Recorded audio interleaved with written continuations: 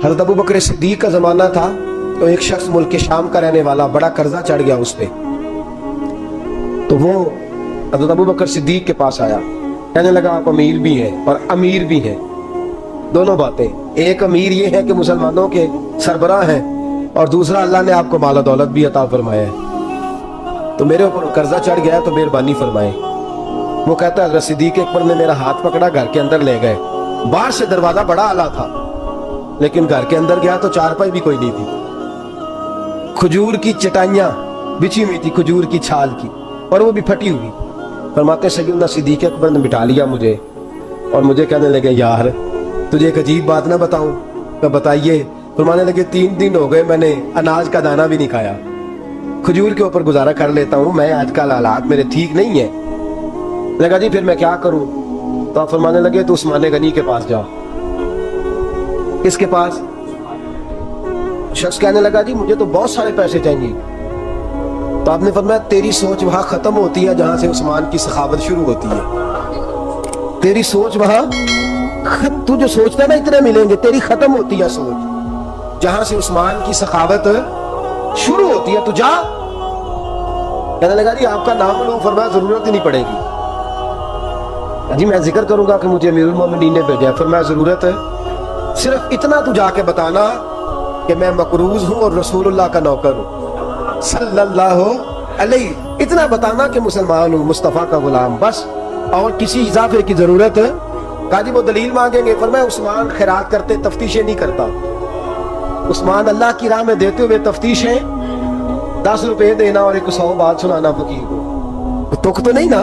10 रुपए और 100 किस्म के ताने ना दे तू मियां, चश्म पोशी कर जा। तुझे किसने इजाजत दी टटोलने की, फोलने की और क्रोधने की?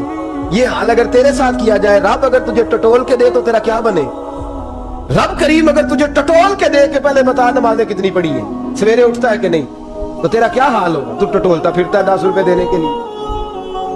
हजरत उस्मान गनी की आदत नहीं। वो शख्स कहता है मैं चला गया, पूछता पुछाता दरवाजे पे पहुंचा, दरवाजे पे दस्तक दी तो हजरत उस्मान गनी के अंदर से बोलने की आवाज है, अपने बच्चों को डांट रहे हैं। कहते हो यार तुम लोग शहद के अंदर, दूध के अंदर शहद मिला के पीते हो, खर्चा थोड़ा कम करो, इतना खर्चा तुमने बढ़ा दिया है।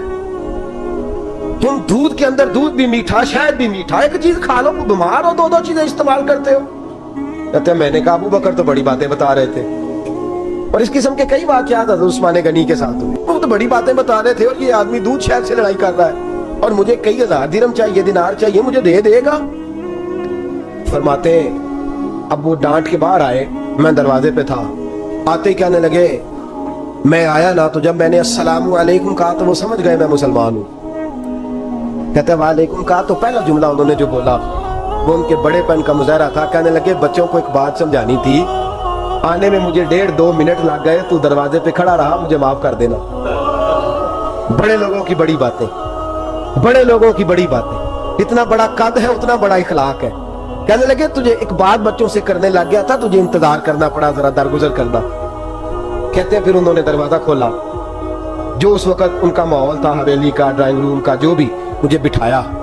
कहते हैं मेरे लिए जो पहली चीज आई वो दूध के अंदर शहद डाल के बुलाए।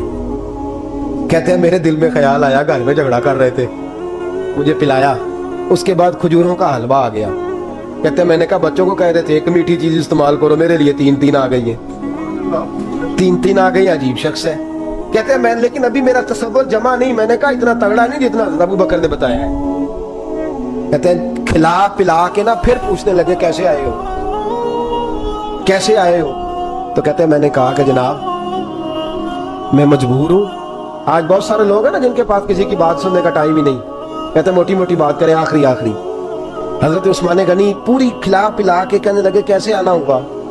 कहते मैंने कहा जी मैं मुसलमान हूँ, मुल्क के शाम के मुज़फ़्फ़ात के एक गांव का रहने वाला हूँ, कुछ कारोबारी मुश्किलात आई तो मैं मकरूज हो गया, मेरे ऊपर कर्जा है, मुझे कुछ पैसों की आदत है। फरमाने लगे मैंने कुछ पैसे कहा, उन्होंने एक आवाज दी तो उनका गुलाम आया, एक ऊंट के ऊपर लदा हुआ सामान लेके। किसके ऊपर? ऊंट के ऊपर। कहता मुझे 3000 अशरफियों की जरूरत थी, میں نے بتایا نہیں 3000 چاہیے. اونٹ آیا تو حضرت عثمان غنی کہنے لگے اس اونٹ پر تیرے لیے تیرے گھر والوں کے لیے میں نے کپڑے بھی رکھوا دیے, کھانا بھی رکھوا دیا, 6000 اشرفیاں بھی رکھوا دیے. تو پیدل آیا ہے تو اب اونٹ لے کے جا.